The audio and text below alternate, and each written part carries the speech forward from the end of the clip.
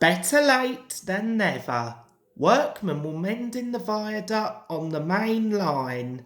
The arches needed strengthening, but Sir Topham Hatt did not want to close the railway while the work was done, and so repairs took a long time.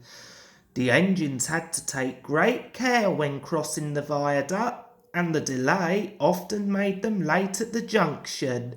Thomas was cross. "Time's time," he grumbled.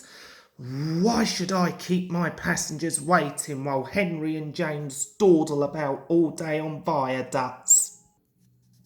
"Don't blame me," snorted Henry one day. "If we hurried across the viaduct, it might collapse, and then you'd have no passengers at all. What would you do then, eh?"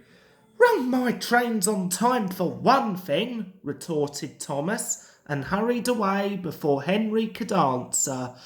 At the top station, Bertie was timed to arrive just after Thomas.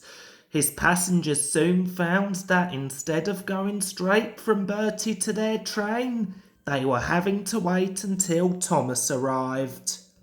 "Late again," remarked Bertie one day, as Thomas panted wearily in. 10 minutes after time. "I thought you could go fast, Thomas.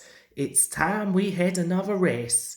I reckon I could beat you now." Thomas went bluer than ever and let off steam loudly. "Rubbish!" he hissed fiercely. "I'd still beat you any day. It's those mainline engines. They dither about on their viaduct and then blame Sir Topham Hatt's workmen. It's just an excuse for laziness if you ask me." One day James was later than ever at the junction. "I'm sorry, Thomas," he puffed as he came breathlessly to the platform. "I was held up at the big station and the viaduct made it worse. It's lucky for you I'm a guaranteed connection," snorted Thomas. He puffed importantly away, leaving James at a loss for words.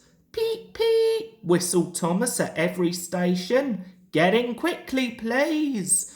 The passengers did their best, but Thomas soon found that he couldn't save much time. As they neared the tunnel, Thomas thought he saw a flash of red on the road beside the line. "That looks like Bertie," he said to himself. "But Bertie should have got to Farquhar ages ago." It was Bertie. Thomas stopped as close by as he could. "What's the matter?" he asked.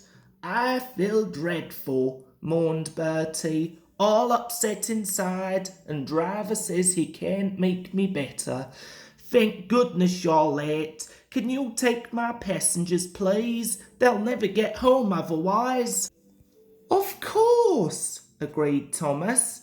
Thankfully, the passengers climbed into Annie and Clarabel, and after promising Bertie that he would send for help from the next station, Thomas set off again.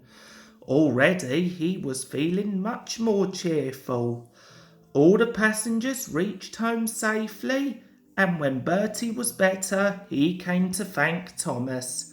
"I'm sorry I teased you about being late," he said. "That's all right," said Thomas. "I'm glad I could help. Perhaps being late isn't such a bad thing after all."